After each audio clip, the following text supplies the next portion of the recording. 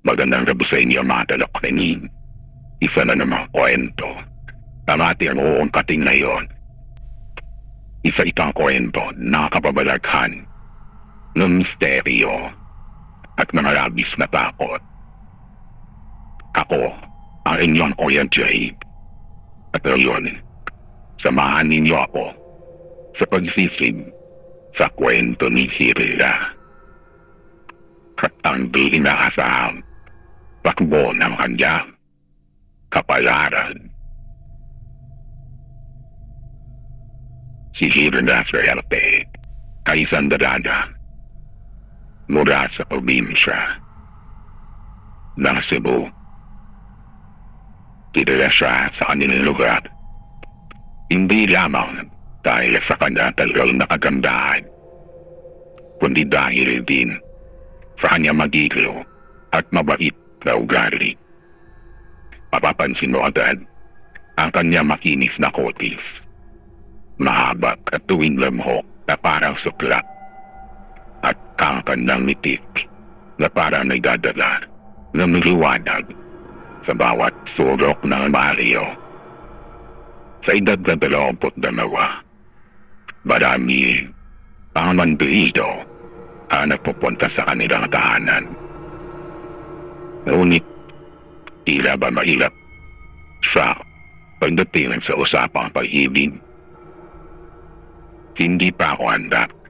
Madalas na nasagot kapag tinatanong kung bakit wala pa siyang kasintahan. Ngunit sa kabila ng kanyang pagtanggi, hindi siya nawawala ng nandiligaw.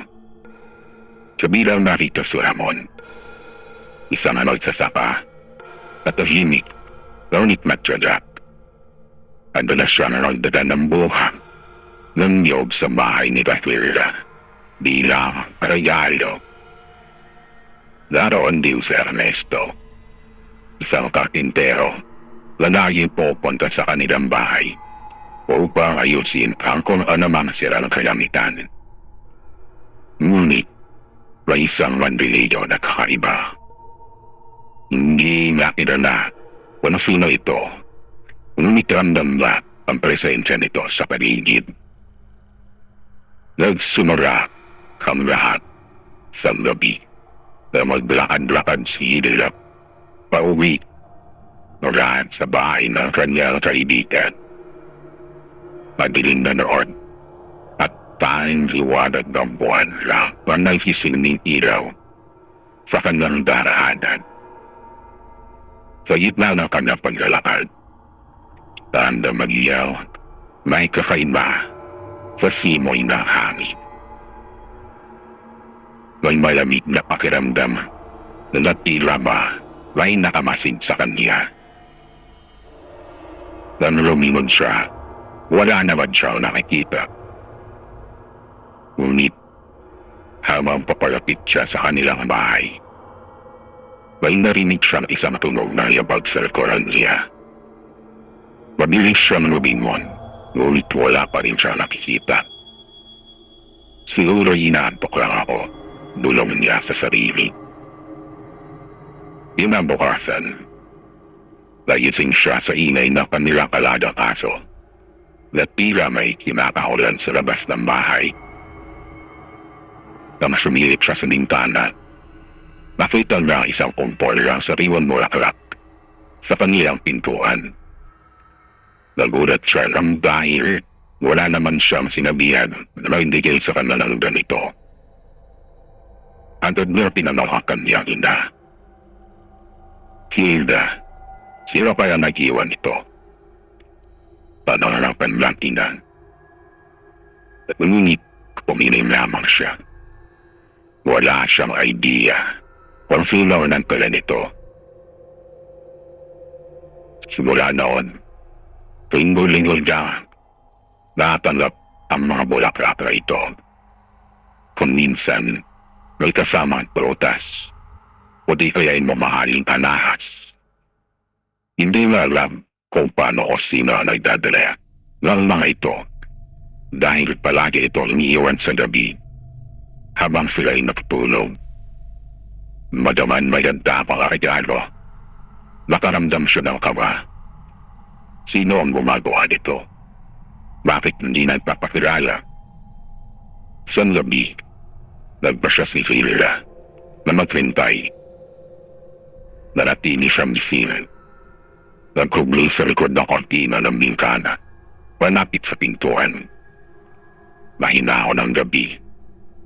Naulit tahimik. Bigla na putol lamang ito na marinig niya ang mahinang yabag na paa.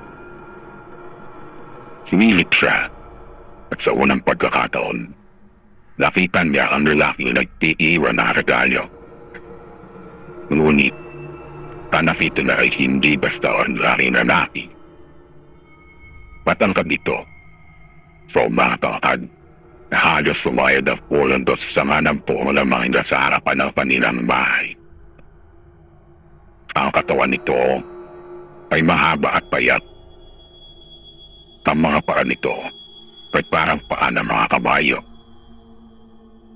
Nakatayo ito sa ilalim ng buwan at ang mga mata nito ay nagpuliyab sa dilim. Nanlamig si Hilda.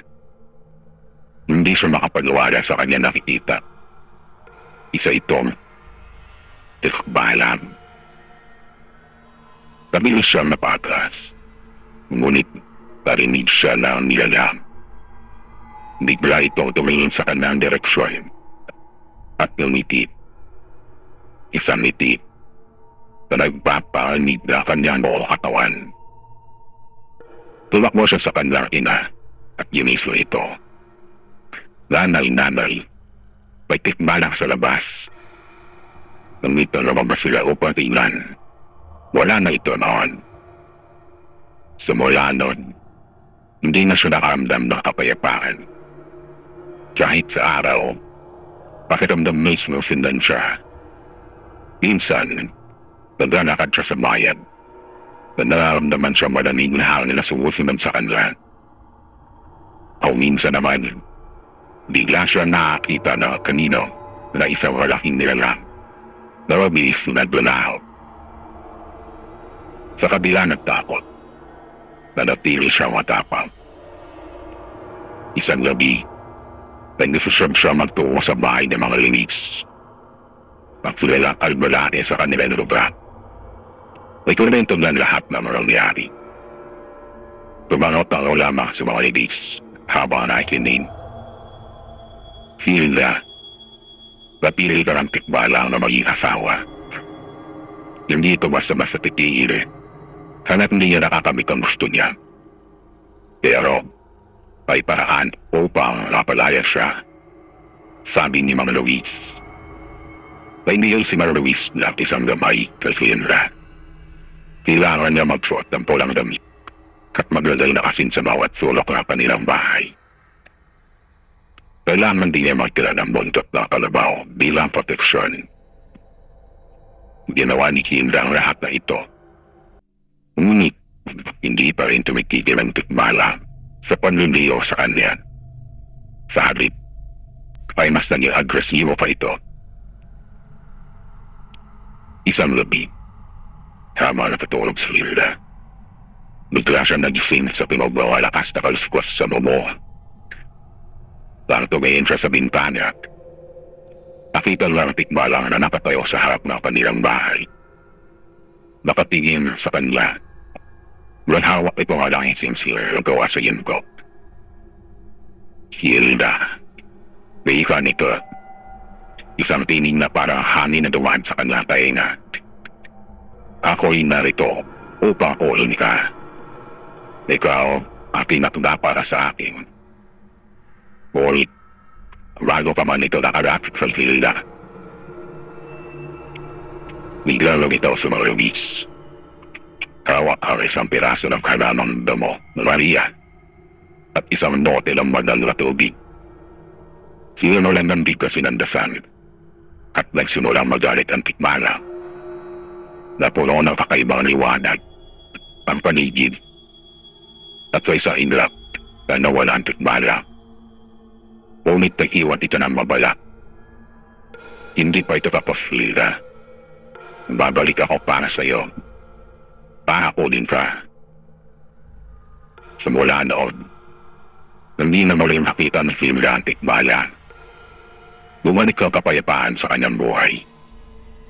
Ngunit, nananatili ang takot sa kanyang puso. Alam nung dati ang araw na babalik ito. Ngunit sa ngayon, nagpapasalamat siya na ligtas. Kahit pansamantala. Ngunit, tangang ni alam din, Hilda. Ang tikbala ay palagi nandun. Nagmamasid, naghihintay ng tamang pagkakataon.